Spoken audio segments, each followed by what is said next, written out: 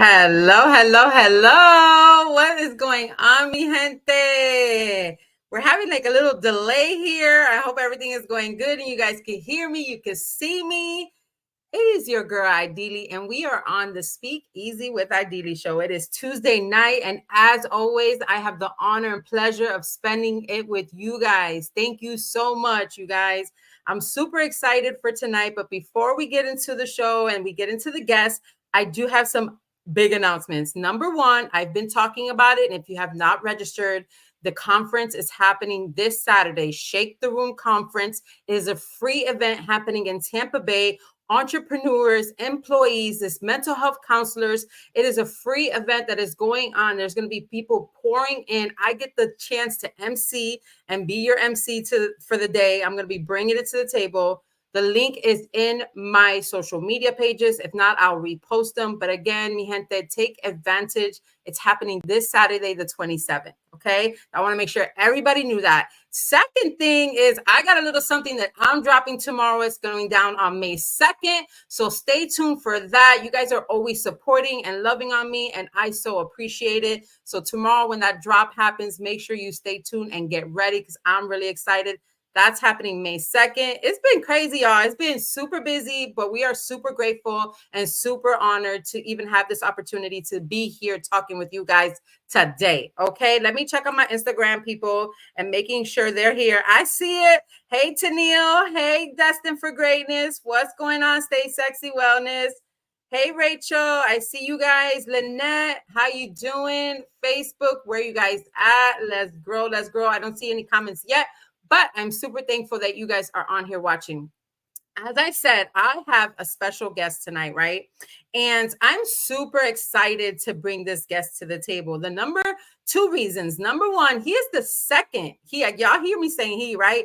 He is the second male to grace the Speak Easy with Idylli show. The first one, of course, was my husband. Shout out to him. Rome, when in Rome, right? So the first one was him, and he's the second male that's going to grace this stage. And I'm really excited that the opportunity to interview someone so incredibly talented, an entrepreneur who has a story. Mi gente, you all know how I am with your story. Your story matters, right? You've gone through some things to get through some things to help some people in this world. And that's exactly what he's done. He's literally turned his story around and just helped a lot of people doing so and been very successful in multiple avenues. And so I'm super excited to bring him on this stage, Mr. Vince Serrano. Did you make it? Yeah. What's up? What's going on? Hola, hola. How are you? I'm good. Ideally, thank you for having me on the Speakeasy. I appreciate you, man, for real. Like it's a pleasure to be on here, and I'm honored to be a guest to be able to share my story. Thank you. Thank you so much for being on and taking the time out to, have a conversation with us. And that's really what we're going to do, because I do want to talk about how I met you before I ask you a question, though, because it's so funny. Social media seems so big, but it's really so small, right? For sure. The same way you say Tampa small, like social media is so small. And a friend of mine was on his podcast. He does have a podcast. We'll talk about that a little later. And a friend of mine was on his podcast. And so I clicked the follow. And I just following and, watching and following.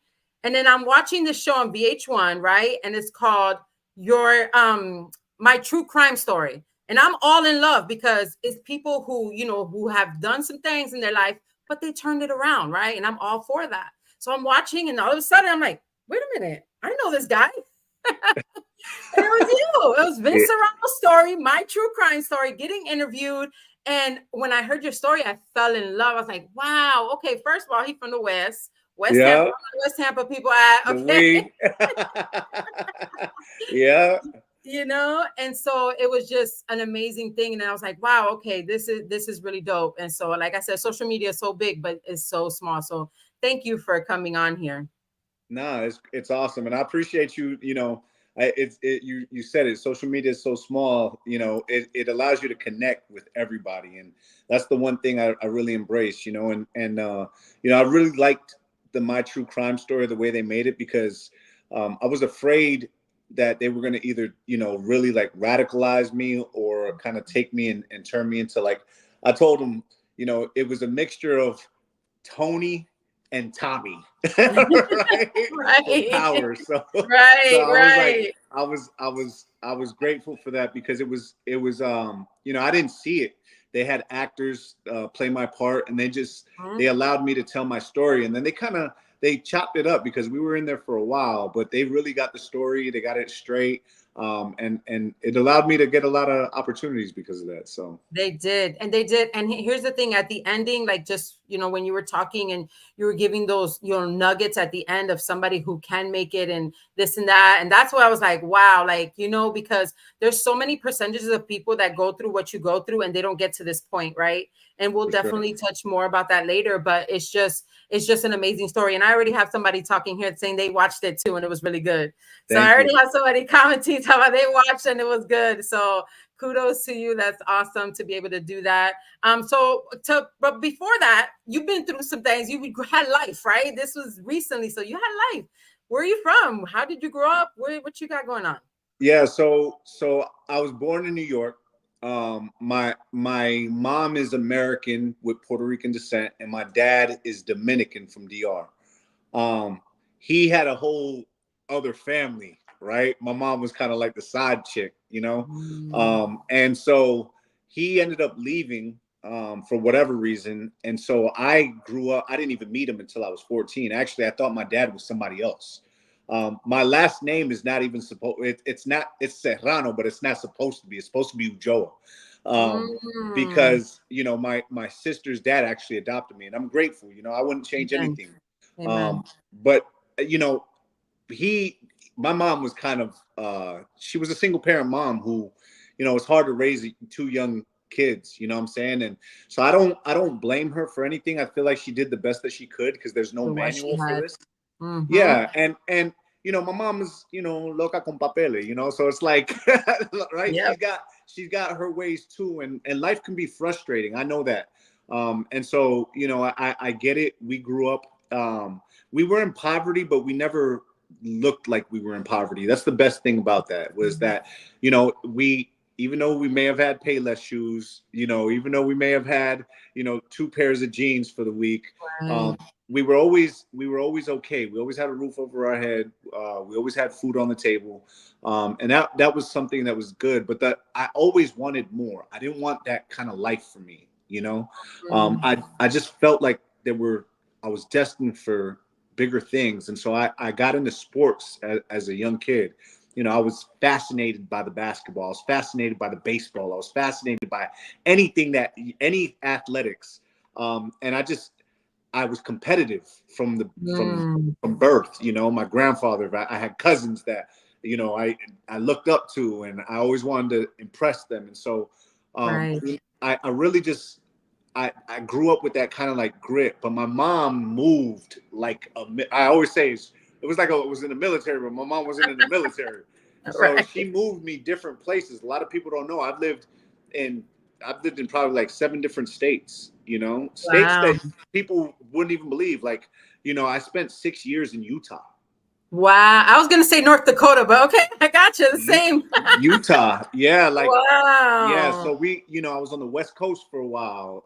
I basically did from 6 years old, you know, she moved me to Buffalo, right? She moved me to Buffalo, and then from Mm, Buffalo, she moved us to Utah.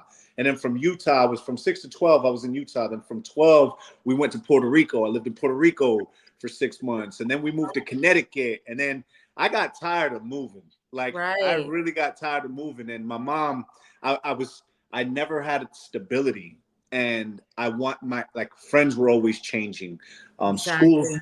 schools Mm-hmm. were always changing. You know, I could never get a stable environment. I would find when I was finally clicking up, locking in, It was time to she, go. yeah, and Mm, so it was good because it allowed me to be able to connect with people, but it was also I craved that stay in one spot one time, like commitment. mm, Um, right.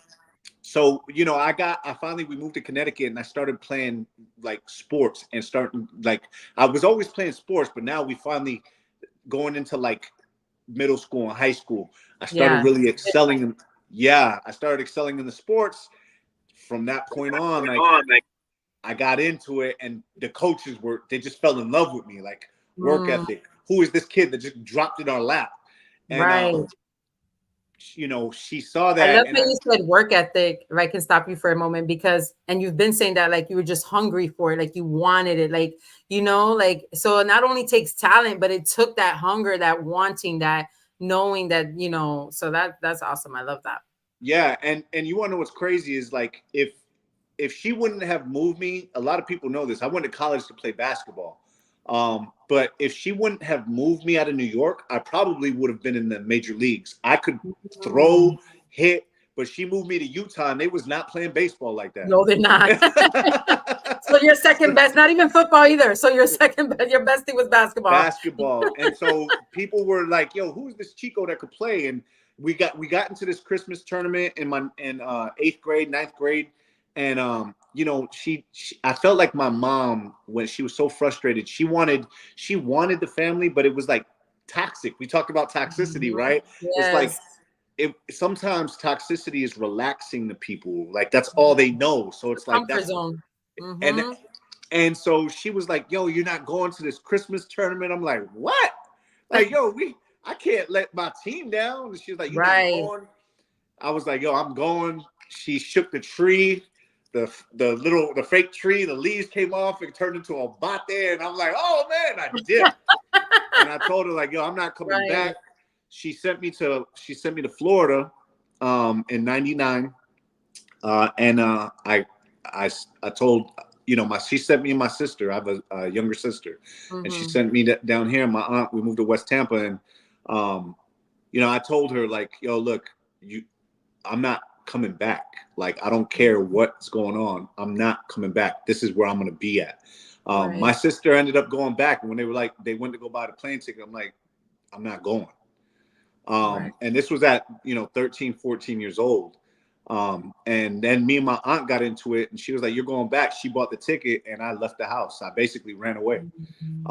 And I, you know, but you know, at that point, you got to think like, you know, there wasn't a major father figure. So most of the time, boys in that area, you grow up fast. Like you are kind of the man of the house, right? I know my brother, when my dad passed away, that was the first thing they told him. You're the man of the house. Like they instilled it in his head, right? And so like you have already this. So it's not like, Mom, I'm sorry, I'm not disrespecting, but this is my decision. This is what I got to do. No, I was all disrespectful with it because I felt like I had been disrespected, like disrespectfully. Like, Gotcha. I felt like she was holding me back, and I felt, I'm not gonna lie, I felt like I was better off on my own. You know what I'm saying? And as much as that hurts, it was the best decision for me. And people don't know, like my junior year, my sophomore year, I was homeless. You know what I'm saying? I was sleeping in park benches in Tampa Heights in West Tampa. The Central City YMCA that they're about to redo. I buffed the floors during my junior year at 3 a.m. in the morning, and then my coach would pick me up on Sly in Seminole Heights, on Sly in Hillsborough, to go to school and make first period. And I don't know how I did it, but I graduated with honors. Amen. You know what I'm saying? Yes. Like it was this like basketball school. A lot of people don't know I got a Bright Future Scholarship. I was homeless. You know what I'm saying? Like there was no other way for me. And it's funny because I just finished interviewing one of the Bucks players on a podcast.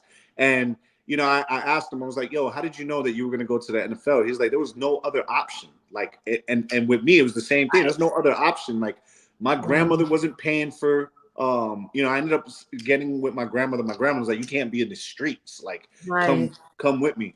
And we ended up, you know, living in West Tampa off of Hillsborough. And I'd be real with you. Like she was not going to pay for college. There was nobody coming to save me from an early age. I realized that. And I just knew that if I was going to do it, I needed to do it on my own. And it's always been like that. Right. You know? That's so good. Like, I love that you said that. Like, I tell my girls that all the time. My people, like, no one's coming for you. Like, if we haven't learned that already, we have to go out there and get it. And that work ethic is everything. But a lot of that built this strength for you to even go through the rest of your life, right? Yeah. So you had already been through it. So it's almost like when things started hitting you, you can even go back to that moment where you were on the streets and be like, okay, I could get through this, you know? It's peanuts. Yeah, exactly, like, right? I've been worse. And that, you know, a lot of people don't realize this, but like there's stages in your life where it's going to happen like that again in your life. And it's whether it be, you know, like, you know, it could be death in the family. It could be you lose your job. It could be you lose your Right. business. It could be, Right. if you're doing sports, injury, and there are so many, there's so many opportunities uh, of growth with adversity. I went to Yes. prison. You know what I'm saying? Yes. Like this ain't, and it just goes to show you, like, yo, you can come back from anything as long as it don't kill you. You can come back, like, but you Yes. only have one. You can't come back. You die, it's over. Right, exactly. That's So why I don't like that saying that YOLO, you only live once. No, you only die once. I'm sorry, right, but it's true, right? You live every day. Like you right.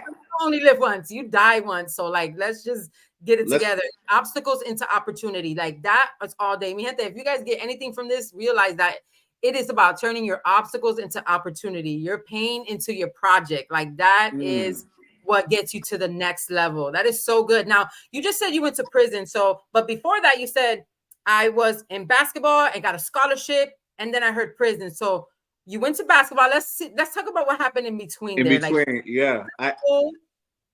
So I'm gonna show you right now. So I end up. This is how I end up. Again, like my junior year, I end up homeless. The reason why I end up homeless is because I'm a young kid wanting to be an adult, right? It's crazy because when you're young, you want to be old, and when you're old, you want to be young. young. You know what I'm saying? So I'm out For here sure. playing these adult games as a kid. And, Mm. I'm starting as a freshman, playing basketball on varsity, doing good. And then I meet this girl and I get her pregnant. Mm. And my grandmother is like, yo, what are you doing? Like, I never raised you to be like that. Like, yo, you've had a hard life. You're trying to make it harder. And I was not trying to hear that, And Right. so I basically told my grandmother, like, yo, I'm out of here. I'm going to go figure this out. And I went to go live with the girl. Turns out I get her pregnant again. Oh. But when my son's born, he looks different than what yeah. And so I find out that the child isn't mine after I have a second kid. And I blow a gasket. Like, Of I course. I go There's no no, personal development there. There's no nothing. Like, and I'm not even, look, I'll be real with you. With all the adversity in my life,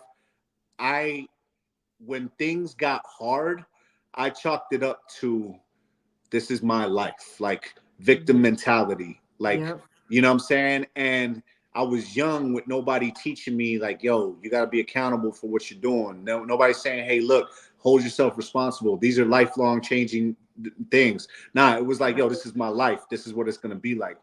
And so Right. I obviously, now I am locked in because I have a son, with this woman. Right. And so there was no way, when I found out, I was like, yo, I can't be here. Right. Mm. And I still have this goal of getting a scholarship, but my life it's being flipped upside down. Backwards. Yeah. So I somehow got the focus to, like, I end up transferring schools. I end up going back with my grandmother. She brought me back in because she had moved to Puerto Rico. She's like, you gonna do what you gonna do? She moved to Puerto Rico. Go do it. You remember what? Yeah. When the girl ended up, when I found out, she ended up kicking me out of the house. And that's why I ended up homeless. I was homeless for about a year and a half. And then my grandmother moved back. And I was like, look, I need a place to stay. And I'm going to go to college. Once I got that stability with my grandma, I just put it in my head that I was going to go get a scholarship. And I bawled. It was literally, we went from being the worst team in the county to being the best team in the county. Yes. What school? What school is it? We went to Leto. Okay. Yep. Oh, And Leto was not known for being good, right? Right. They're still ain't. My son played football. And at the beginning of my senior year, we lost our first 2 or 3 games. I was playing like crap, like garbage. But then the coach kind of shook me up, was like, look at what's going on. We need you. Like, this is your time. And it woke me up. And then we started balling. And we had an 11-win streak. Then we lost the game and we had a 7-win streak. And then people started noticing. And then adversity hit again. We lost in the first round of the districts to my old school. Oh. And we hadn't had any looks. And so my coach was like, look, man, like it might be over for you. And luckily there was those people who helped me out when I was homeless. They actually have it's called the Skills Center. It's by Middleton High School. Oh, my brother son goes there, plays Yeah. basketball. Yeah. What's your brother's son? Who's your brother? My brother's Junebug. I don't know if you know him, Ju- but Junebug and my nephew's Macho. He's been playing there for years. Yo, so John Arroyo Jr., his dad is John Arroyo Sr. Those people, they got me into these camps. They got me into these camps, and it was after the summer because we got eliminated, and they paid for me to go to Mississippi. I didn't play very well in Mississippi, but then they were like, hey, this is the last camp that we can send you to, and it was in Iowa, and it was like, this is the last chance that you get. And I don't know what happened. Maybe it was that, but I balled out against top tier players in the country, and I went off. Me and the guy, another kid that was from Tampa, we balled out. Now he got offers too, but he wasn't trying to go to Iowa, and so those offers, they offered them to me, and I took them. Yeah, so no matter where we gone. I've been in the streets. I'm all right. I'll be okay at Iowa. Right. So I got a scholarship to go to Central College in Iowa, and it was dope. And I played really good. I started as a freshman, and then I don't know, man. It's like adversity again hits you. I was far away from home. Hadn't seen snow in 10 years. I got homesick during the time, and then like my coach gets fired, and then they bring in a new coach, and then my son, I miss my kid. I want him to come up, and then just adversity hit, and it was crazy because I was like, I brought her up there, even though there were issues, and I ended up losing my scholarship for an issue that we had there, and it was unfortunate, and it really taught me something. It taught me like, look, you have to avoid distractions. Like you can't be distracted with these things. You need to stay disciplined and avoid distractions. Yes, that's so big, Vince. Listen, that is huge because distractions are always going to have them, right? So it's how you respond to them. You have to avoid them. You have to cut it off. One of my mentors, he says, distractions are the disruption of your creative productivity, like period. And that's what happened, right? Yeah. That's exactly what happened. You got distracted, and that's it. Literally lost focus, and it to a point where I lost everything that I worked hard for. All those years, all those things. And so I was like, I don't know what I'm gonna do. And then the people from the Skills Center were like, oh, like my guy Chris, the guy who got me into the camps, he was like, look, I got a plug in Dominican Republic, if you want to go try out for a team out there. And because my dad's Dominican, right? So I go try out, and I end up signing. They ended up bringing me on.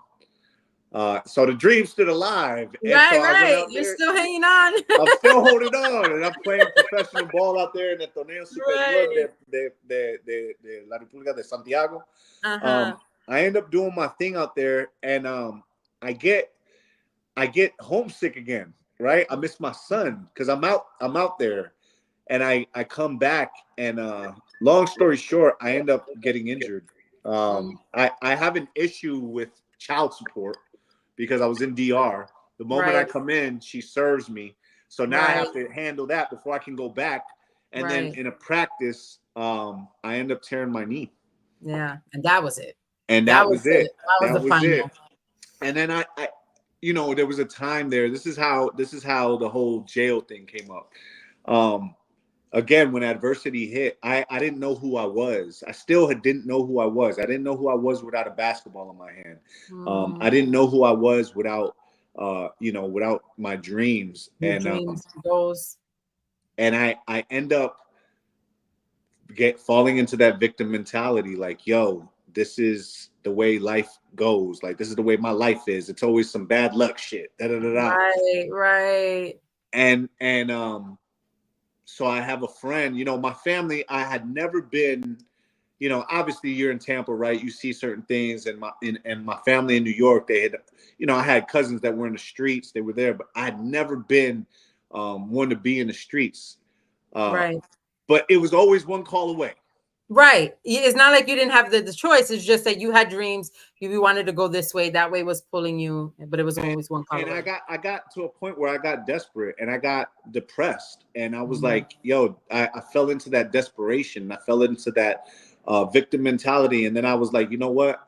I'm just gonna go out there and I'm gonna get rich or die trying. 50 Cent came out. I know. And You took Jeezy it and Rick seriously. Ross You was ran with out. it. You ran with it. And I had anything. I noticed something about me is that anything that I put my mind to, whether it's good or bad, I'm gonna excel at. And you know, I'm a leader, and I could be a good leader or I could be a bad leader, and it's really a choice. And I made a choice to go down this road because I didn't care about myself. I didn't care about nothing that happened to me. I felt like my dreams were gone, and it was this, like, I was literally calling the negativity towards me, and I was gonna, it was gonna come, and it was sad. If I could go back in time, I would take myself and be like, you don't need to do this. Like, you're stronger than this. There's another way. You're and it the influence, you know, when you grow up without so this is to kind of go back to my growth. Like, my dad was in the streets. Like, my dad, that was one of the reasons why he had to leave. So I had always been told that I'm just like my dad. I had always been told that he's not around, but you just like him. Yeah. And I felt like I spent my whole life not being like him. And then it didn't work. And so I was like, you know what? Since I'm just like my dad, I'm gonna check this shit out. And I'm not glorifying that, but I'm gonna tell you, I learned a lot, and I learned a lot going to, like, I still had dreams. So I got into the music in college, right? Because in Iowa, there ain't nothing else to do but play basketball. And so I used my college scholarship money to get an apartment and buy a studio. So at night, when we weren't practicing or playing, I was on there in the bathroom recording, in the studio mixing, learning. And so when I hurt my knee and I got into the streets, I was like, look, I think I could make it. And one of my boys, we were freestyling, and he was like, yo, you are nice. Like, why don't you take the money that you're making in the streets and put it into the music? Right. And so I was like, yo, that sounds like a good plan. And I was trapping and rapping, like, and that was the life that I was living. So I was literally rapping about that stuff. I had a billboard running around Tampa, the whole Tampa, with my face on it. It was parked at the Hip Hop Soda Shop. It was all over the place. And I got mixtapes with DJ Smalls. I have records with people that Sean Kingston. I paid for features for these people. I got features with people like Fabulous. I was going crazy. But I was also in these streets financing it through drugs. Right. And I end up, you know, getting told on, and next thing you know, I get pulled over, and my whole life changed. And that does change, and I love that. And it's, when I had my husband on, he talked about his time in prison, and he said, like, in 5 minutes I lost 5 years of my life. Literally a 5-minute decision, and he lost 5 years of his life. So for you, at that moment, like, everything just changed, right? Like, and all the music and everything that you're doing, none of it mattered because you were going up the road. Yeah, and the crazy thing about it is that I was okay, to be real with you. I was okay with me going up the road. I knew the consequences of my actions. But the people that it affected, like people who weren't even here yet, I end up finding out that my girlfriend who was in the car with me, we ended up finding out she got arrested with me. And when they took a urinalysis, they found out she was pregnant in the jail. And so now you know you're going in and you're about to have a baby. And she might go in too. Right. Because they're giving her the charges. So now I can't even fight it. I can't do anything. I have to plead out because there's no way because they would dangle her right there in front of you. You either do that or she's going down too. Yep. And so my sons not only my son, my first son, but now a son that's not even born yet, his life is totally changed. And so it's like the consequences, you know, it was selfish for me to think like, yo, nobody cares about me, or whatever happens to me is all good. But the consequences of my actions, my grandmother hurt, she, you know, to have her come visit me, you know, in up the road, to have her bring my son who can't even, you know, it's crazy. And it's it just goes to show you, like I said, the consequences don't just affect you, they affect the people around you. Right. And that is so huge. Somebody just commented, said this is a movie script. Yeah, that's why he Legit, ended my up on life's the a show. movie. And he will probably have a movie and a book out soon. Stay tuned, you guys. It's been announced right Legit. here. It's crazy. It is crazy. But, you know, at the end of the day, I love how you said that, because a lot of times we don't realize how our decisions affect those around us, right? And so something as simple as people think, oh, I'm just going to jail, I'm good, right? But what about the people around you? What about your mom? Like my husband was the same thing. Like his mom for 5 years drove far to go see him, like, you know, and it was just so hard and so difficult. And I know people who've gone to jail and they left their kids, and that's 6-7 years that they didn't have a parent. And, you know, it's hard. It's definitely not easy. And so I definitely, you know, say, if you're listening out there, your decisions matter. Like, what your decisions determine your future and those around you, and it affects hugely. So that's definitely what we take from that. So you went to prison and you did 3 years and you come out, and then were you like, now what? Well, yeah, like, so this is the crazy part. Going into prison, I was still acting like I was in the streets because I was in community custody. So I was actually, they had me on the DOT squad in Orlando, which is right up the road basically. And so we were, you know, we were 4:45 in the morning, we get up and then we go outside the gate. So it was like we was in the street, but we weren't really there. So, you know, I was actually, I wasn't really learning anything for the first 6 months. I was actually getting drugs still, you know, weed inside the prisons and selling it there. I was like, oh, this shit's sweet. Like, oh, Yeah, we fuck this shit. good. I'm paying bills from inside the prison. And then that attitude, it totally changed when the police officers from in there they were like, yo, why are you walking around here like you famous or something? You know what I'm saying? I have my locker full, this other guy's locker full, the whole dorm lit. You know what I'm saying? I'm acting like the man, and then all of a sudden the police get on me in there, and I end up fighting a police officer. And they tried to give me 5 more years, and that's when it clicked for me. Like you needed to straight shoot, because if not, you're going to be stuck there forever. Well, no, it shows me that even in jail they got a place for you, and in prison they call it the box. And people think like the box is like the 30-day thing. You go there for 30 days. Nah. Right. The way they did me was, hey, I went from community custody to HSO4, which is heightened security level 4. I got sent to Santa Rosa Correctional Facility. My bunkie was a guy who was on death row twice. Wow. I went from being outside the gate and going to be in work release for 18 months to being basically Florida State Penitentiary. Right. Like it was a ball game. I showered 2 times a week. I was on 24-hour lockdown. I couldn't come out the door without being in handcuffs. I end up getting into it with you know, my bunkie tried to kill me. You know what I'm saying? The police officers tried to kill me a couple of times. Yeah, mad. Yeah, because they look at my thing, they see what I'm up there for, and it's assault on a Leo. They tried to give me more time. My mail wasn't getting through. My grandmother didn't know where I was at. Nobody knew where I was at. Like, they got a place for you. And that's when, like, they call it damn nearing you. They damn near killed me. Yes. You know what I'm saying? And I had to realize, like, yo, bro, like, you need to change. Like, and so they one of these bunkies who his name was Green. You know, he was very I feel bad for Green, but he knew, you know, he understands. Like, he's very bitter. Because the reason that he was in prison was because his friend got into it with somebody, and he ended up killing the guy. The guy was about to kill his friend, so he ended up killing the guy. Oh, wow. He actually got away with it until his friend did an armed robbery and then was like, hey, look, for me, don't give me life, give me 3 years, I'll tell you about this murder. And they went and picked up Green and got him life. And so Green, the one he saved. And so Green, every day he was my bunkie, and people be like, yo, watch out for Green, bro. Like he's not never going home. And I was short time.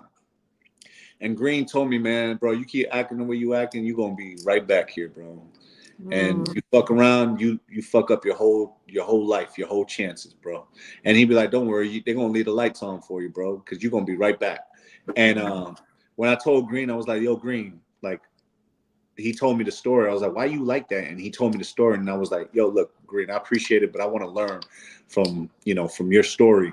And he was like, all right, well, read this book. And he gave me this book by Tony Robbins, his first book from Tony Robbins, Awaken the Giant Within.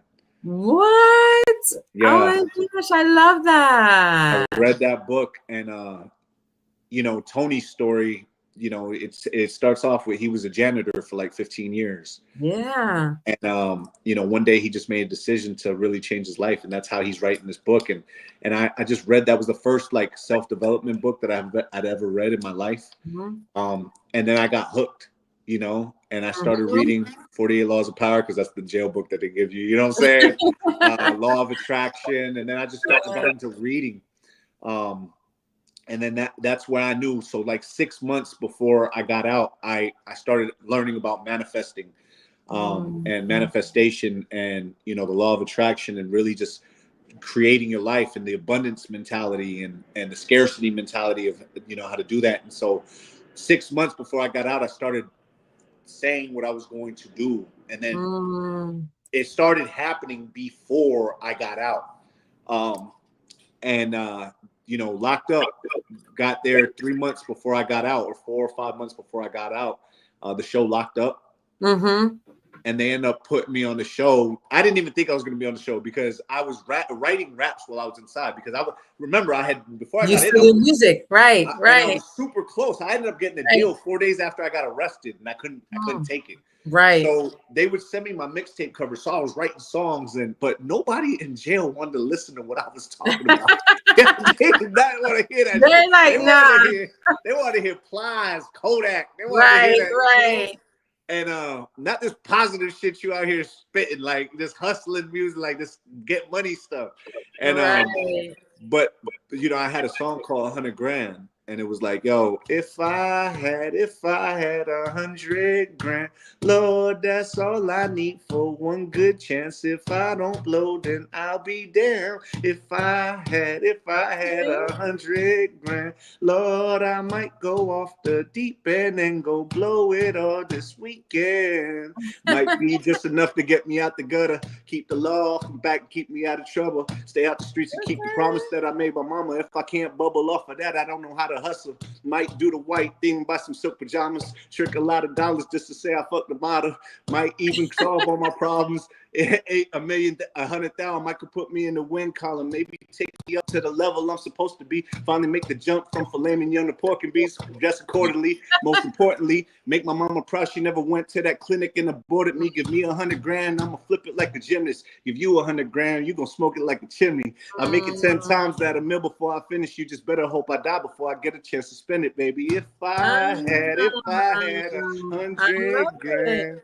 You know what I'm saying? That. And okay, so I gotta say that, because all of the words to that song, and you've already mentioned how nobody wanted to listen to that positive stuff. So before you were rapping about the street life, because that's what you were in, that's what you were living. Now you're here, you're changing your mindset, you're reading Tony Robbins, you're reading all of these books. So that changes what you're rapping about. That changes your music. That changes the game. It changed my mentality, my mindset. And I knew that I was rapping everything that I was living. And so if I wanted, like, your words are spells. That's why they call it spelling. Yes. And so I knew that if I wanted what I wanted to make a change. Most importantly, not just for me, but for my kids and the legacy. Because when I left, they left me out on April Fool's Day. They let me out April 1st. April 1st, which is just recently. April 1st, that would be 12 years me being out of prison. Amen. And that song, Locked Up, actually came in. They gave me the opportunity to perform that, and I didn't think that they was going to put it on. I And they get aired out. it. I get out 4 days after I get out of prison. That shit airs. I don't even have a phone. Somehow everybody got my grandmother's number. I just saw a video on TV. I just saw a video. Yo, what's He's that? out. He's Yo, what's going on? Where you at? Where you at? And it that was where I knew, like, yo, don't give up. You right there. Yo, yeah, you only, when I got out of prison, like, my baby mom, she fucked up all the money. Somehow I got her a car, gave her some money, gave her an apartment that was paid for a year. Somehow she got evicted out of that on my name. I Right. only had all the stuff that I had. I had a whole thing of studio equipment. I had all my songs. All that got lost somehow. No, everybody forgot about me. The only thing that Right. I had That's was how it the is. shirt that I went in with and the pants Mm, that I went in with. mm, When I came out, my boy, he basically was like, "Yo, I got you," and he got me a studio, a MacBook, the mm-hmm, studio, and he got me a job, and mm-hmm.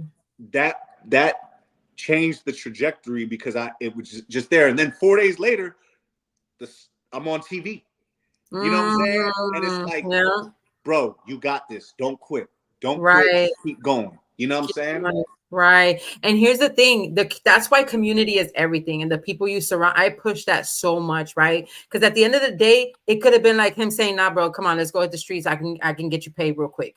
And he didn't do that, right? He didn't do Right. that. The people that are around you is so important. Like, this just doesn't matter if you're trying to be your best life, but you're hanging around 4 people who are not, you're gonna be the fifth no matter what.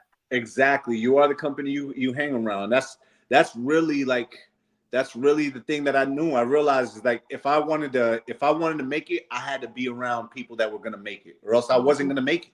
You know? Right, right. That's so good. Okay, so you're out now. You have a MacBook. You're getting back into the music thing, but you said you got yourself a job, and I Yeah. love that because at the end of the day, mi gente, you got to do what you got to do while you're grinding. You got to work 9 to 5, and then 5 to 9 work on your stuff, right? Or if it's the opposite schedule, you got to pay the bills. Work to pay the bills until you get your dreams going. Don't just get stuck there. Still work on your dreams, and that's what you did. Yeah, I mean that's the beginning part, right? If you watch the VH1 True Crime Story, it'll tell you like I could sell anything, and so I went and got a job. I started selling alarms, and then that summer I got out in April, got the job like April 20th or whatever, and then what ended up happening was they did a background check on me, right? I sold like 53 accounts. They were like, yo, this guy's the man, like, da da da da. Yeah. And then something ended up happening, and I had to go for a permit. To sell what I was selling in a different area. And that's when people were like, yo, do you know who the hell you hired? Like, this That guy's fresh out of prison. background. Yeah, he's like fresh out of prison. And the company was like, oh, we didn't know, like, oh, like, and so the corporate office was like, yo, you got to fire him. You got to let him go. And the manager was like, let him go. He's one of the It hardest just did. workers here. They were like, yeah, we don't care. He's a liability. If they find out that we'll get kicked out. We're not going to put it all on one guy. And he's fresh out too, so he has no track record of showing that he's going to do anything different. Like he could be scamming these folks. I guess I don't know if that's what they said, but that's But no, those are just the they do. conversations. And the managers were like, "Look, Vince, I'm going to be real with you. You can work under somebody else's name," and I did. I sold like 12 more accounts, but then the money started getting funny with that guy. He didn't give me the check, and I was like, "And again, here's another opportunity for growth." Adversity hits, and now I don't have a job, and I fall by the wayside, and I'm like, and I go and make the same mistake. I'm like, fuck that. I call my plug, and the next day I got 100 pounds delivered to my door, and then I started living the life again like that. This is what I'm gonna do. This time I did it with weed though. you know, because You said it's less, right? yeah, weed's not gonna get me up the road for so long. Right. But if you watch the VH1 story, long story short, I was doing that Right. for like 2 years, and then, you know, I something ended up happening.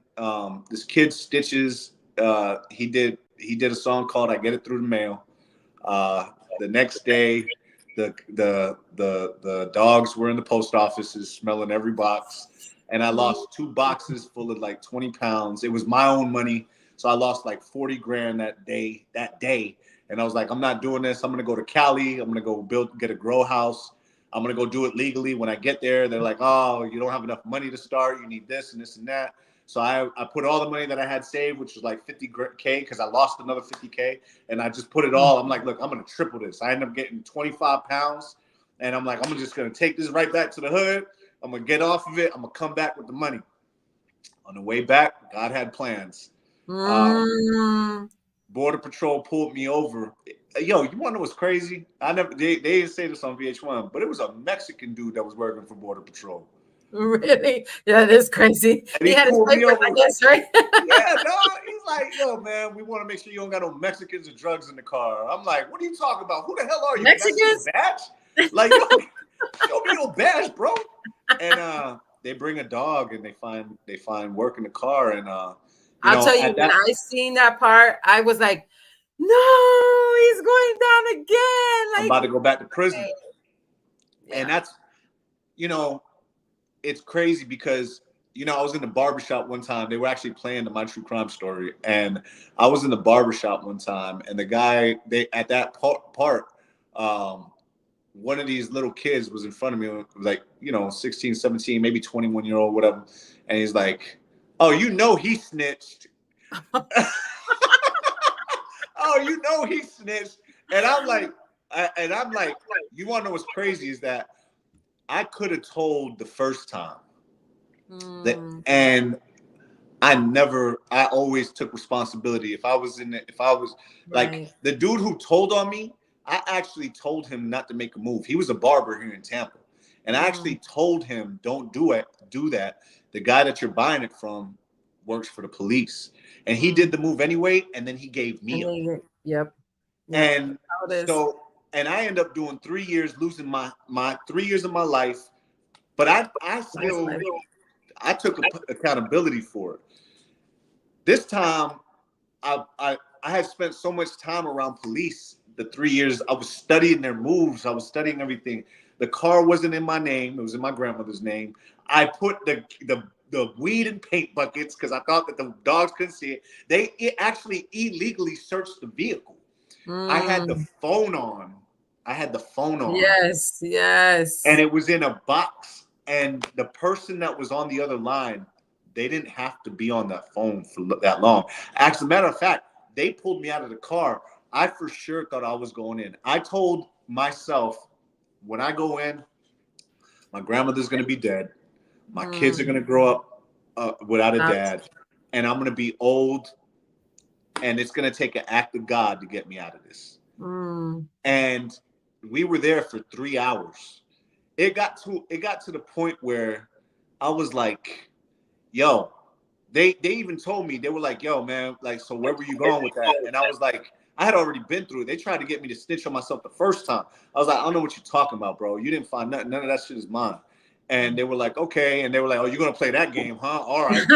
Yeah, like they don't know. Who to take you to, right? But then after like an hour, I was like, bro, my hands behind my back. I'm in the back of the squad car. I'm like, it's the summer. It was actually, it's funny because it was 2014, Memorial Day 2014, Memorial Day weekend 2014.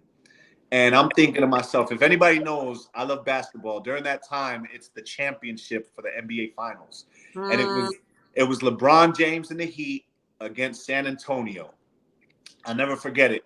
And they were like, so you gonna tell us where you was going with that or not? And I'm like, nah, bro, what you need to do is you need to go and book me so I can go into this count and I can go watch the rest of this Heat game. I already know I'm going in. At least let me watch the game. You gonna have to get me, okay? Right? Even though I'm shitting my pants, right? And I'm sad, but you're not gonna get me like that. I'm not just gonna give it to you, right? Right. but then after the like 2.5 hours, the same Mexican dude, right? And now there's definitely dogs. They have their it was in Kingsman, Arizona. They have the AKs. They got the whole line pushed off. I'm like, yo, it's 2.5 hours, man. Like, come on now. And they were like, yo, are you all like the mood kind of started changing? And I was like, what's going on? And they were like, yo, are you thirsty? I'm like, hell yeah, I'm thirsty. Like, what's up? And he was like, yo, you want some of my Gatorade? I was like, I know this is gonna be the last time I taste Gatorade in a while. Like, I'm like, yeah, give me some Gatorade. What's up? So he undoes my cuffs and puts the cuffs in front and gives me the Gatorade. And he's like, man, you got a lot of, yeah. And I'm drinking the Gatorade. You know, I'm drinking this Gatorade. And he's like, yo, you got a lot of Jordans in there, man. What are you, a shoe collector? I'm like, nah, bro. Like, nah. Bro, I want to watch this Heat game. He's like, yo, you want to watch it on my phone? What? You're like, I'm what? Like, yeah. Let me watch this on your phone right now. Let me run up your data real quick. Right. So he gives me the game. I'm watching the Heat game. So it's like 3.5 hours. I'm watching LeBron and them lose. And then all of a sudden the game's over. And I'm like, it's been 3 hours. And they went from like they were taking selfies with the dog, with all the weed, and right next to the car, they got paint on the car. And then all of a sudden they start like, now they're calling people, but they're like walking, they're like away from the car, like away, like in the middle of the ditch. And I'm like, what's going on? They're like, oh, we're just trying to figure out who's going to pick you up. Is it going to be the state? Is it going to be feds? Or is it going to be ICE? I'm like, well, pick one, bro. Like, let's go. Like, I'm ready to fight. I'm fighting this thing, right? Yo, all of a sudden they come to me, and the dude, there was this dude. He was a police officer, but he's the one that saw me at the gas station. Basically, identified me as a drug dealer, right? Profiled me, and he was like, "Yo, all right, man, we're ready." So I go, and he uncuffs. He opens the door, the back door. He uncuffs my hand, and then I go to because I know the drill. I go to put my hand behind my back, and he's like, "Nah, bro," and he uncuffs me. So I get a little scared. I'm like, are they gonna kill me right now? What they gonna do to you? Exactly. Yeah, like exactly. You're not even thinking they're letting you go. You're like, what are they gonna do to you? Yeah, are these dudes gonna kill me? They gonna make it look like I reached for the gun or something? Like, and they're like, look, man, don't worry about it. We're gonna let you go. They're like, you seem like you're a real smart dude, man. Like, you ever thought about getting like an actual job? And I was like, yeah, you got one that doesn't involve me snitching? I was like, you see my record, because that's what happened. They read my record and they realized that I was arrested for trafficking, and they profiled me. They were like, nah, we ain't got no job that doesn't involve snitching, but if you want to, you can go back to Florida, sell your car, and we can go play this game again. And I was like, and they were like, and believe me, we're gonna win. And when he told me that, it like stuck. It like hit different. Yes. And I was like, yo, you ain't got to worry about that. Y'all will never see me again. And they were like, we wrecked your car. Like, do you want us to put everything back, or do you just want to go? I was like, just leave it. Yeah. just leave it. I'm For out. real. Right? So I get in the car. I still think that maybe they got like a pound in the car and they're going to pull me over with the pound in the car, right? So I kind of like, I'm driving up this mountain, and then I look for the phone because I need to call somebody. Like, yo, I call, and it was my girlfriend at the time, and she answers the phone. She was like, hello? I'm like, baby, they let me go. She was like, I knew it. And I'm like, you knew it? Wow. Like, what? The hell do you know? I was in the back of this car. I didn't even know it. Like, how do you know it? She was like, I was on the phone for an hour and a half. I heard them how they profiled you. They said you looked like a drug dealer. One of the guys said that he didn't even want to pull you over. He wanted to get a beer and go home. You were going to be the last stop, but you looked like a drug dealer. I stood on there. I heard them going through the trunk when they caught the thing, And then when they found the phone, because they went in the trunk first, They didn't go in the car first, which is what they're supposed to do. They went in the trunk first because they just knew they had a bus. Right. And they were talking shit about how they profiled me and everything. So when they finally found the phone, they were like, oh shit, it's on. And she said it got quiet. And when they were like, she was like, hello? And they hung up. And she called the phone back and they picked up and she was like, I'm calling the news. I'm telling CNN. I'm going to make sure you better let him go. They hung up again. Right. And that's when, if VH1 ain't had time to tell you all that. But that's what ended up happening. And long story short, 3 days later, she left me. 3 days later, she left. She served her purpose. I mean, she served her purpose. She did her thing. And she was like, because she knew like, yo, I was going to go hard at whatever I do. And it just wasn't it. Like, she could not watch that again. And, a lot of people didn't believe that I was going to change my life. Like, to be honest with you, on the ride back, like, so they took everything from me. I had $300 in my bank account because I took all of the rest of the money and put it in that weed.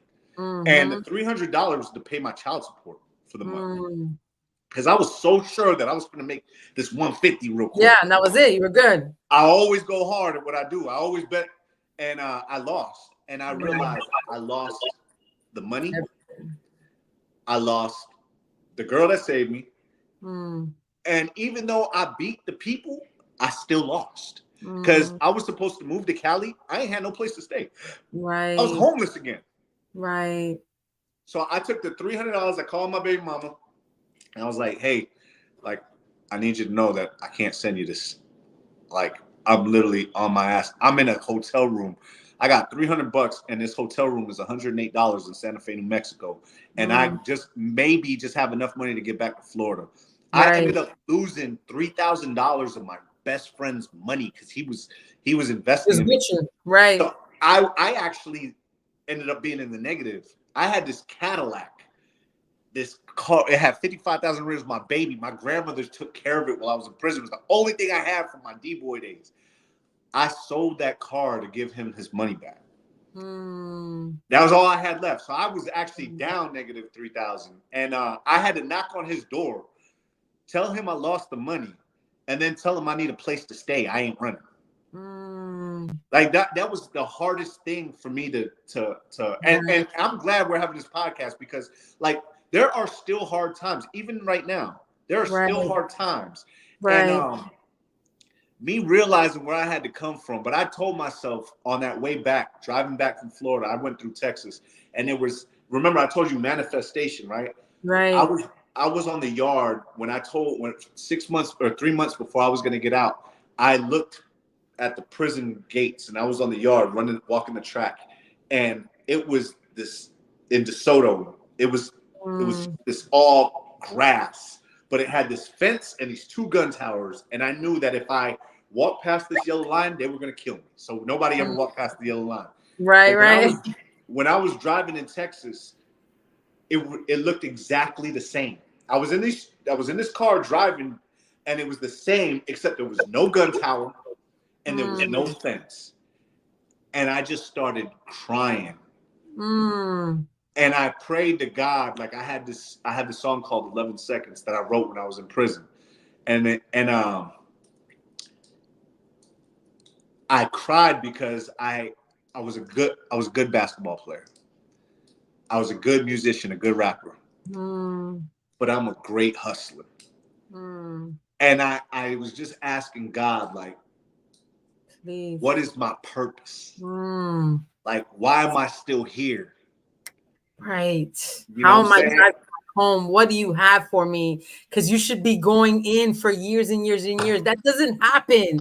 That does not happen. Okay. And so it's like, wow. And then you had all that time to think about it and really cry and just surrender. Like that was that surrender. I went and really, it took meditation. It was like the deepest thought. And when I got home, I had $150 left, $135 left. I literally started my LLC. It was called the Vince Serrano Development Group. because I wanted to develop myself. And Yeah. I spent the last $150 I had on an LLC. On the And the LLC. reason why I did it was like, if I told myself I'm gonna do this shit for 2 years. I've been out of prison for 2 years. I ain't do this shit. If I ain't gonna do it now, I ain't never You're gonna do never it. gonna do it. And I bought that LLC, and then I went and started recording. And the first song that I recorded back was called 11 Seconds. It's actually probably my best song. And the first line that I say was, "Man, I thank God I found a job today. Been a full-time job, not to rob these lames. Crime pays, but it's mine all day. So why you tricking on a chick when you should probably save?" And the hook goes, "Every 11 seconds, another person dies. Out of 10 things a rapper say, 9 might be lies. 8 platinum chains, actually none of them are mine. 7 days in the week, but living one day at a time. Make 6 figures, catch a mandatory 5, because for every real nigga, you got 3 who are swine. This goes out to everyone who love to shine. 52 weeks in a year, but living one day at a time." That's so good. And that hook I had wrote in prison, and then the lyrics I freestyled them after that whole situation, and the song was just so real. Like after I made the song, I just cried. Like it was like it meant so much to me. Right. And you put it all out. You put it on paper. Like, this is what you've been going through. This is what it is. This is just put it out there. And then it wasn't easy. I had to sleep on my boy's couch in his house, and then an opportunity came in selling solar, and I had to sacrifice everything. I had nothing else, because I would walk into Walmart, and you know how it is in West Tampa. You go to Walmart, and people like the Walmart on Del Mabry and Waters. Spruce, Oh, Del Mabry Waters. Okay, I know that one. That's the worst one. I feel that's the worst one. And I see the whole hood in there, and they be like, "Yo, Hunt, you back online, bro?" Like people saw me. It was like, "Bro, you beat them, bro. Go back. We need you. You online. The streets need you, bro." And I just knew I was finna be these dudes crash dummies, and I needed to change. So my dog, I seen him, and long story short, he was like, "Yo, you want to go to New York?" I was like, "I'll go anywhere right now." And I went to New York. I slept in the office, and I learned how to sell solar, and my life changed. I love that. I love that so much. And so, okay, so going back and just everything, the diversity, the opportunity, the struggle, it's almost like you said, God, find my purpose. Like, what is my purpose? What that surrender, when that light kicks in, right? Even learning the personal development in jail. Like, had you never gone there, nobody would have gave you that book. You know what I mean? I know it sucked that it took 3 years in prison, but nobody out here was about to hand you a Tony Robbins book and say, "Hey, here you go." Nah, they'd rather hand you a pack and tell you, "Here you go." Exactly. And so, like, I have so many comments. People are saying, "Wow." One of my girl Gina was like, "Damn." Christina's like, "Good for you, hell of a story." Somebody says 2014 doesn't seem like that long ago, and it really isn't. It's 10 years ago. It's 10 years ago. Yo, it's crazy because I'm actually coming up on it now, and it's I have to, like, my life has been ups and downs, and we talk about purpose. I wanted to make sure we talked about that. Right after that, like, I slept in the office for 8 months to learn how to sell solar. I missed child support payments. I actually hit a lady in New York. She was look at this. This is crazy. It wasn't my fault. It's snow. I'm from Florida. I have a green light to go, turn left. And when I go, she sees my plates. She throws herself in front of my car, and I hit her. And she tries to call it an accident. And because I thought my license was suspended because I missed child support payments. It crossed my mind for a split second to just run, because I thought I was going to prison again. And something told me, don't go nowhere. Just deal with it. Stay. Accept responsibility. You hit this lady. Help her. And I got out of my car so fast that I split my pants. I split my pants. And it was crazy because I'm in the middle of the street. I just hit this lady. In New York, in New York, it's cold. The salt was the reason why I couldn't see her. Right. Turns out they got it on camera. I had the right of way. My license wasn't suspended.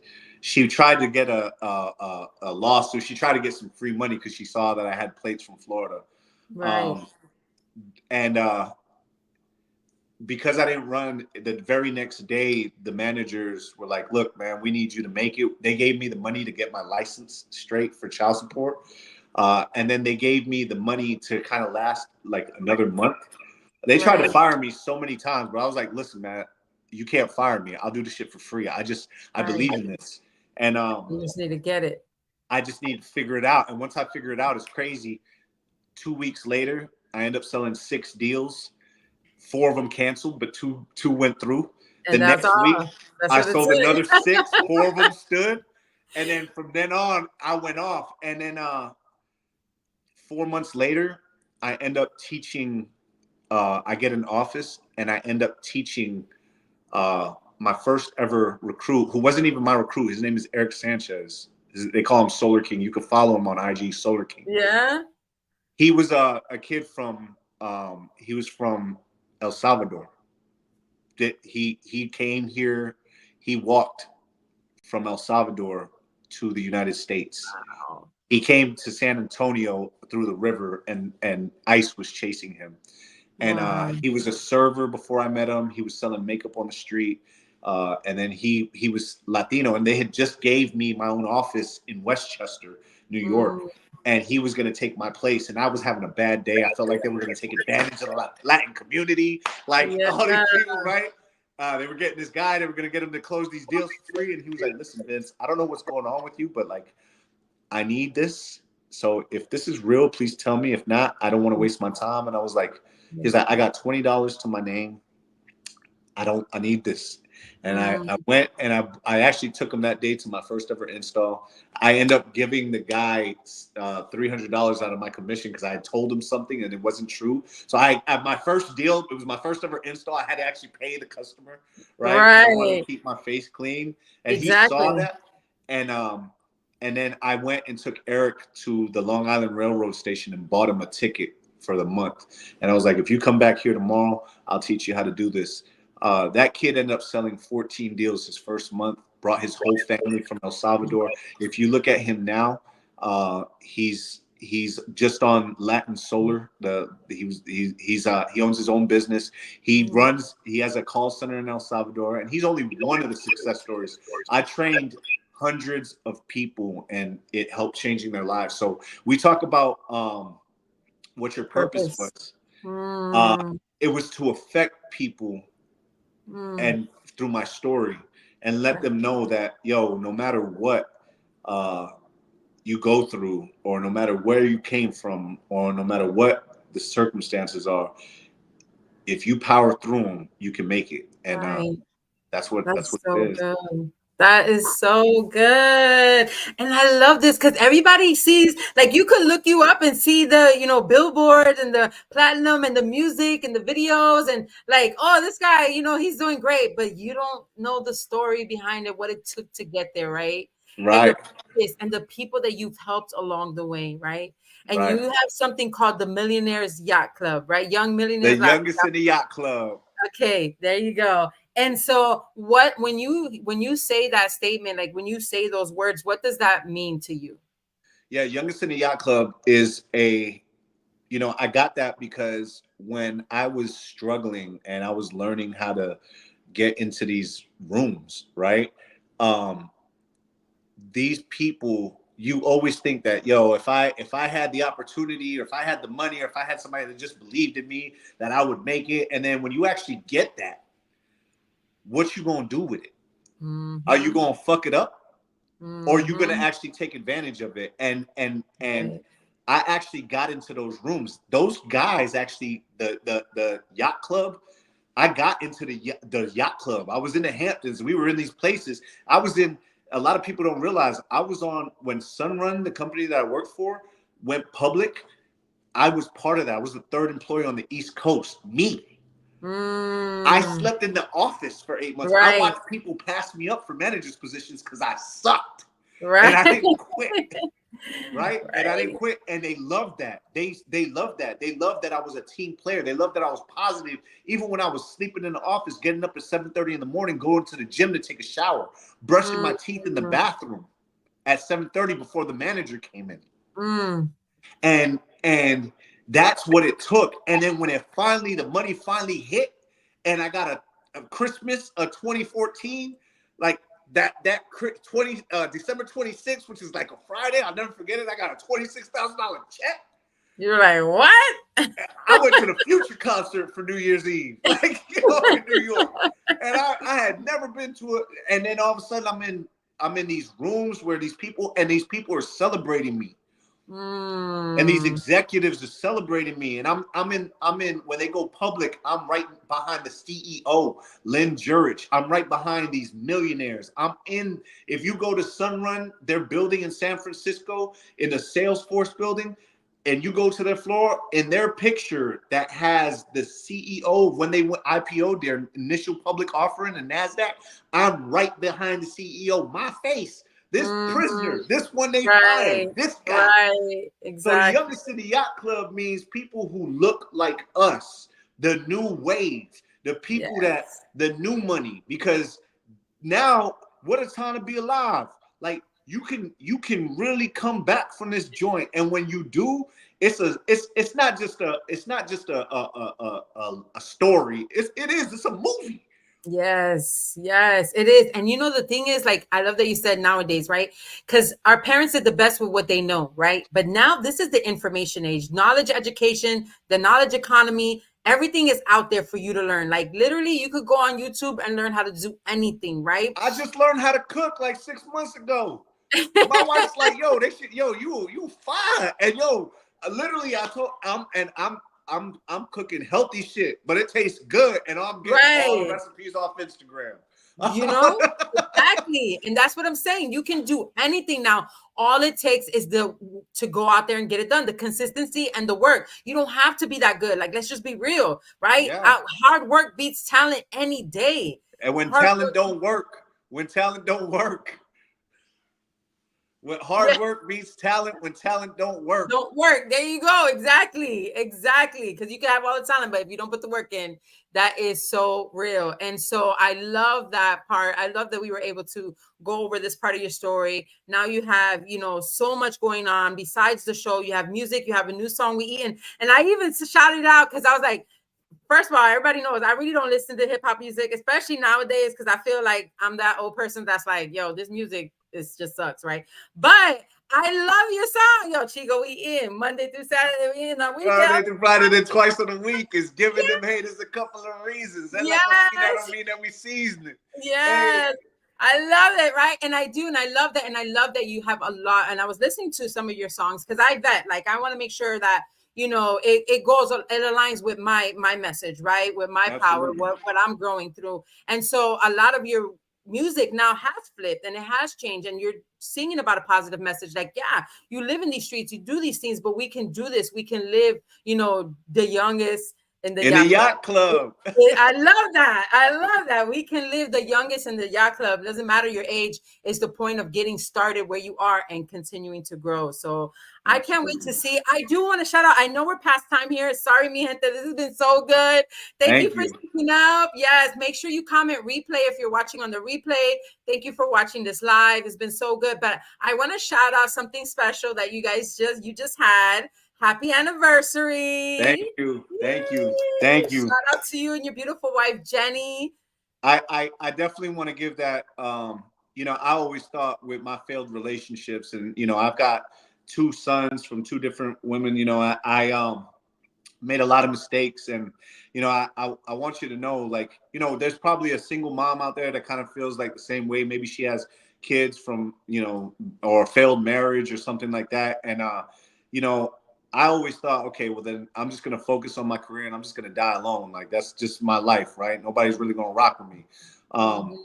And then when I started focusing on me and I started not to settle, and I started just saying, like, look, I'm just going to work on me. And when I work on me, it's going to happen. God put this person, Jennifer Serrano, in my life. And, you can go far. One of the books, it's called How to Win Friends and Influence Other People. And right on my bed, right there, my post, my little area. Yeah. And there's also a book called Think and Grow Rich by Napoleon Hill. And it tells you you'll go far by yourself. Like you'll go to a spot by yourself. But when you find that person that truly believes in you and truly fans your flame, you'll go further than you even thought you could go. And my wife has been that person from the beginning. I had stopped doing music because now I didn't stop. I always did it, but I didn't go as hard as I needed to because I was always afraid of people looking at my story and I didn't really own it. Right. I was afraid they were gonna look me up and find my past and then not want to do business with me. And she's like, you have such Right. great lyrics, like do that. Just everybody loves you. You're gonna be great. And she's really been my biggest supporter, my biggest fan. And our anniversary was the day that we met in 2018. Uh, Mm. and so it's So you got easy. married on the same day that you met? Yeah, yeah, Oh, I love that. yeah. And it really means something to us because, I sacrificed a lot to get here. She sacrificed a lot to get here. Um, I was living in New York when I met her, and I was working for a company, and they had owed me 180K, and I knew that if I left, that they weren't going to pay me. It was in my Right. contract, Right. um, but I wanted to be with her so bad because I just knew that she was the one. That when I just said, "Yo, you know what? Keep the money," and I came, and it was the best decision I've ever made. So there's no success without sacrificing. Because of that, I feel like she knew that I was super serious and she Right. says it from the beginning. Yeah. She's like, if I talk to him, he's gonna marry me. And like, yeah, she was that cop. She knew too. So it just worked out, and we've been able to do so much together. Even now, like people don't know that I actually sold my business to the contractor who was installing our company, and then my business ended up suffering, and my relationships were suffering, and I wanted to be home. I had just got married, and so we closed down the shop business, and she was like, "Yo, we're gonna be okay. I believe in you. I believe in us," and a lot of people don't know, man. This is the happiest I've ever been, and it's not because my bank account is lit. Right. I love that though. Yeah, Right. There's a different joy. There's a different peace when you start to set boundaries, when you put your mindset in the right level, when you meet the person that you love and you know that you guys, there's next level. There's a different kind of peace that comes in that. And I yeah, love that you said never give up and work on yourself first, right? Don't worry about that person's out there for you. Like that's already been preyed upon. It's already done, but you got to work on yourself first. absolutely. And you want to what's crazy is that it's good to see because now, like, she used to work with our company, and she was, it was my company that was supporting us, and now it's her company that's supporting us. And Mm, when I closed my business, it hurt. It really hurt of because course. we used to do leadership. It was like watching a kid die, but we used to do leadership meetings and things like that. And I always felt like, okay, the guys got the leadership meetings, but you want to know what's crazy is that I'm watching my wife. The one that benefited the most from that is her because her leadership level has gone. Now she has a whole team. She's part of a brokerage. She's From helping people all those grow. classes, all that back in the back room, right? Taking She's the notes. one that she was eating. Now she ate like, and Right. she's giving the same type of energy, and that's what I love.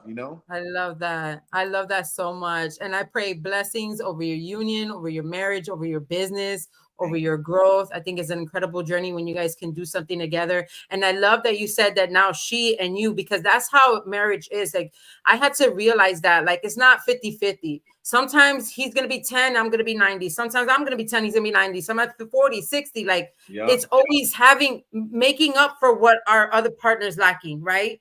Right. Yep. And up and making sure that we work together as a team and it not be, oh well, you didn't do your part, I didn't, now I can't do mine, right? Yeah. And It's always now. She was always in the supportive role, the support, best supporting actress. Best supporting mm, role, and now I'm in the best supporting role. And yo, you can't have any ego involved in that. Like right. you gotta understand that, yo, when it's up, it's up, and when it's down, it's up. You know what I'm saying? Yes, Like I've been down so exactly. long, it look like up to me, and that's real. Like she been down so long, and like down Mm, for us. that it's up. You know what I'm saying? And now I'm that guy. I'm so down with her that we up. So it's like Yes, I love it's it. amazing. It's amazing to I look at love that. it. I love it. I love it. Well, thank you so much. I just want to read a couple more comments because I have somebody saying amen to that. I have Lynette saying you all have inspired me. Thank you so much. And then if I go on Instagram, have a couple people wishing you happy anniversary. Someone Thank saying you. they're watching live. Iconic. It's the best. They love the hard work beats talent when talent don't work. Like it's just a bunch of love. Somebody say new money. Like everybody's just showing mad love. Thank you so much for all the comments, for all the love. Make sure that you share this with somebody who needs this inspiration. Mi gente, listen, everybody has a story. We all go through some things, right? But it's what you do with that story that matters. And nowadays, there's no holding you back. It doesn't matter how old you are. Like literally in our community that we have with my mentor, there's a 70-year-old dude like getting it. Like he's starting from scratch, starting his own business. He's 70 years old. Like that's why I'm saying, like, if he get, like, I'm not gonna quit and give up, right? Like that whole 50 Cent thing, get rich and die trying. Like I say that right now, but it's not even get rich. It's like get to the best level, get to my best self, or I'm gonna die trying. Like it doesn't matter. Like the Lord has blessed me with a gift, I'm going to run with it. Yeah, for sure. And yo, I definitely I wanna give any, if you learn anything from this, is that, you know what I'm saying, as long as there's air in me, I may hit the ground, but I'm like a basketball. I'm gonna bounce back 3 times as hard as long as there's air in me. And that's really every single time I've come back, and you can too. And so I definitely need to have you on the podcast as well. Youngest in the Yacht Club. I want you to know I want you on there because it'd be, obviously we I'm long-winded. I do this. I can talk all day, and I'm usually not getting interviewed. I'm Me too. So like, what is it? We can just watching check gossip. It's like, Yeah, and I'd love to share your story too, because I know you. You've had so many, little gems that you've been dropping, and that's what Youngest in the Yacht Club is about. Just dropping those gems for the next generation to do it faster than us. I hear you. So yes, thank you so much, mi gente. That y'all will know when that happens. We're gonna promote it so y'all can come on his podcast, watch it. Make sure you do catch his podcast. I actually put I believe I put the banner here for your podcast link. If you guys ever want to listen, or you can just look this up and you will find his podcast. He has many good interviews. A couple of my friends have been on there. So that's how we even connected. I'm super grateful. Thank you again. Thank you for your message. I love how you said the basketball thing. The last thing that I would connect with that, with the air. One of my biggest things I always say, as long as there is air in my lungs, there's hope in my heart. And just stick with that, okay? Stick with that, mi gente. Listen to the story. Watch it on the replay. Make sure you comment. Make sure you share with your friends. Vince, thank you so much again. Tell Jenny I said hello, and I will see you soon. We'll see you soon on the next podcast. Make sure y'all follow me at I am Vince Serrano on all platforms. Yes, I actually have that here too. So thank you for saying that. We've been talking so much. Yes, it's right there. I am Vince Serrano, and his Facebook is Vince Serrano. Make sure you follow him. Make sure, and I'll also make sure that I put that in the comments so that you guys can do. Also, I have the link to his Apple Music, so you guys can go on there and support that. I love that. All of that in the comments. And one of the things that we were talking so much, I didn't even do like a normal show. I came across this thing that you said, overcoming serious. It was the Business Observer. Yes, it was an interview that you were on. Overcame serious mistakes to build a promising career, and this was just like so true. It's promising, it's growing, and it's only the beginning. And I'm so proud of you. Thank you so much. You're welcome. Bye, guys. I will see you guys next Tuesday, live 8 p.m. Y'all know I also see y'all in the comments. I love y'all so much. Thank you for watching and spending your time with me on the SpeakEasy with Idylli show. See y'all later.